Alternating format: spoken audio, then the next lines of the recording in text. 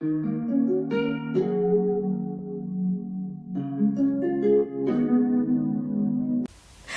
Ismail, I hope you're doing well and welcome back to the channel. If you're new, it's lovely to have you here. Also, welcome back to Creep Week. This is a series that I started on my channel a while ago.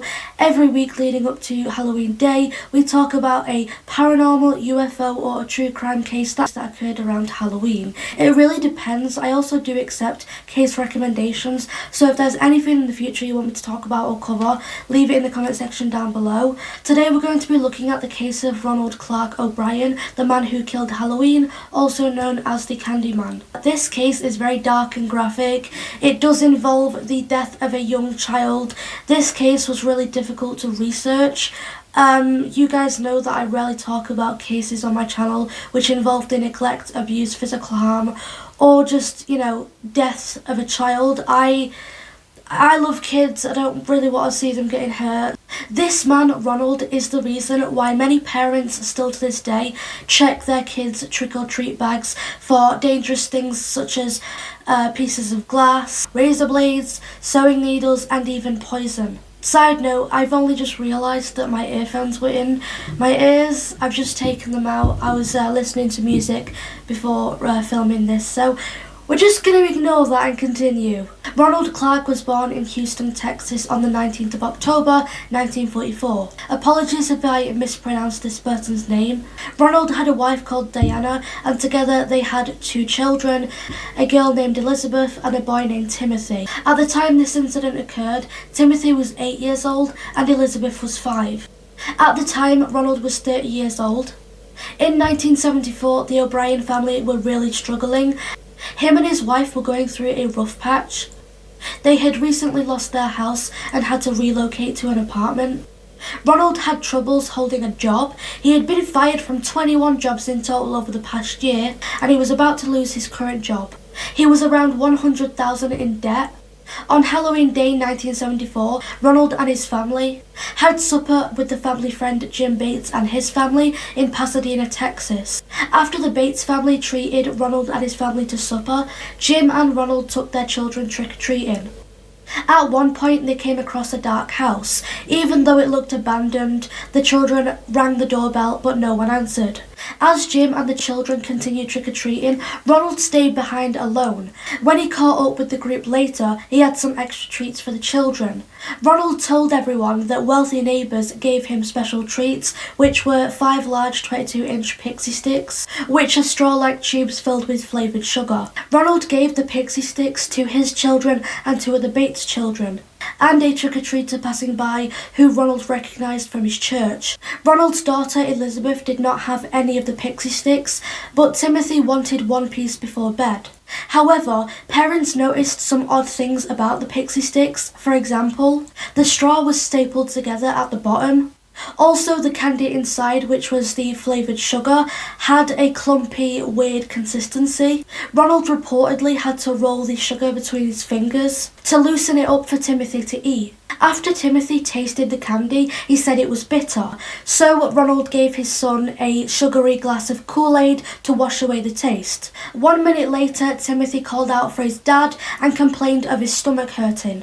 Ronald later told the press, quote, "It seems like it wasn't long before he was up and complaining that his stomach hurt and he didn't feel good. He was bent over vomiting and I was holding him when he just went limp." End quote. 8-year-old Timothy died on the way to the hospital. He was pronounced dead at 10:30 p.m. 90 minutes after just one taste of the pixie stick. An autopsy revealed the cause of death was cyanide poisoning. Timothy had enough potassium cyanide in his system to kill 2 adults. The police visited the Bates family at 11 p.m. that night. The mother did not allow her kids to have any candy. Luckily, they didn't touch the pixie sticks. The police also found the trick-or-treater who had taken the last pixie stick from Ronald. They went to his house at 2 a.m. and fortunately the parents didn't allow their son to have the pixie sticks. However, in an odd twist, he fell asleep with the pixie stick beside him. I'm not sure if he actually ate it or what, but it was next to his bed. Ronald couldn't keep his story straight when he was being questioned by police. He made up a story about being given the pixie sticks from the dark house he had seen earlier with Jim Bates and the kids. As I mentioned before, no one answered the door, but Ronald stayed behind. He claimed to see, quote, a hairy arm reaching out at him through the door, passing him the 5 pixy sticks, which he then proceeded to give to the children. But investigators found out that the owner of the house, which was an air traffic controller, was working at the time that Ronald claimed he was given the pixie sticks. The police turned their attention to Ronald. They found out how deeply in debt he was. He had lost his house and his car. The investigators also found out about him losing his current job and the other 21 jobs within 10 months for negligence and fraudulent behaviour. At the time of Timothy's death, Texas State Optical, which was Ronald's current job, was about to fire him for suspected theft. In addition, the police also discovered that Ronald had taken out multiple life insurance policies on each of his children. 9 days before Timothy's death, Ronald contacted his insurance company and took out £20,000 policy on each of his children, in addition to the 10,000 policies he already had on them. He planned to kill both of his kids, which is disgusting. He also forged his wife's signature on the policy as co-beneficiary. The police also found a piece of tape from an adding machine that Ronald wrote the amount of each one of his debts on. All of his debts added up to the amount of the insurance policies. Ronald had asked multiple companies about purchasing cyanide. He jokingly asked the amount of cyanide needed to kill someone. A knife was also found in Ronald's house with pixie sticks residue on it. His behaviour during this entire investigation is weird. He later told the press, quote, Timothy loved football, basketball, anything. He never met a stranger, but I have peace that he is in heaven now, end quote. The stranger part is what gets me, like what is he referring to? That's just odd. Diana also took note of her husband's behaviour. That night, Timothy originally wanted a lollipop, but Ronald was the one who insisted that he have a pixie stick. When a child would reach over to Timothy's sweet bag, Ronald would practically jump across the table and have a huge freak out. She also recalled that days before the murder, Ronald told his co-workers that his financial situation was about to change. He made sure to call his insurance company on the day before Timothy's funeral for information on how to collect his son's policy. At his son's funeral, Ronald sang a hymn, but he also spoke about how he was going to use his son's insurance money for a vacation. The police arrested Ronald on the 5th of November 1974, and it took the jury 90 minutes to reach a guilty verdict.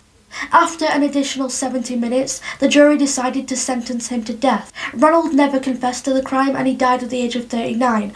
He was executed by lethal injection on the 30th of March 1984. He will not be missed. Good riddance. Bye. I'm just relieved that no one else ate the pixie sticks. Well, that's all for today. That was the dark and disturbing story of Ronald Clark O'Brien, the man who killed Halloween. Feel free to leave a comment below on what your thoughts are on this case. As always, thanks for watching. Take care. Bye.